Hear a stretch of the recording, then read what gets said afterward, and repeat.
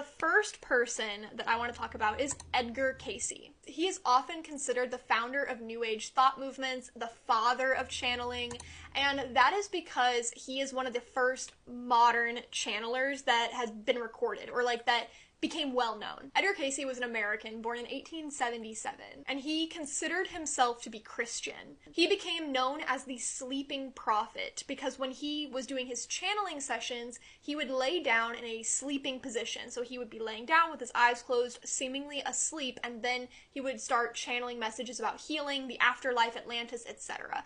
And he would just talk. Now, how did his channeling come about? So keep in mind, this is a very quick rundown, but he lost his voice due to some medical condition that he had, and then he regained it during a hypnosis. As in, he was trying to seek a lot of medical solutions, nothing was working. He found a hypnotist, tried that, boom. Voice repaired, I guess.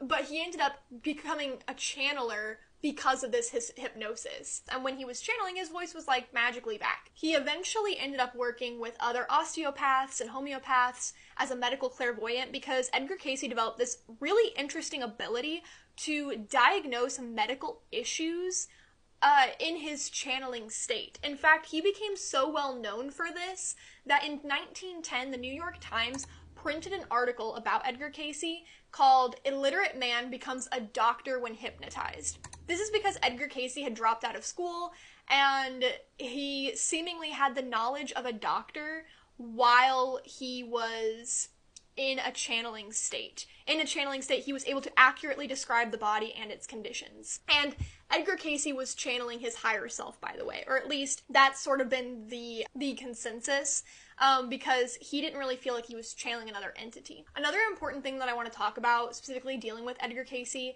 is that he spoke about reincarnation and astrology, but because he was Christian, he denied the veracity of those things, and he denied much of what was said in his channeling sessions, even though a lot of other people believed him in his altered state, but he did not, agree with what was being said. From roughly 1900 to 1930, Cayce focused pretty much exclusively on medical messages, using his higher self or this channeled entity to convey medical diagnoses, but then during the Depression, the topics shifted to more esoteric themes, basically because of the culture of the people at the time. Now, there is a lot of speculation as to whether Edgar Cayce was faking it, or whether his predictions were accurate. So you gotta take it all with a grain of salt and ultimately decide for yourself. But if we're talking about channeling, Edgar Cayce is one of the first to channel in the modern era in a way that had been documented. I mean, the New York Times picked it up, so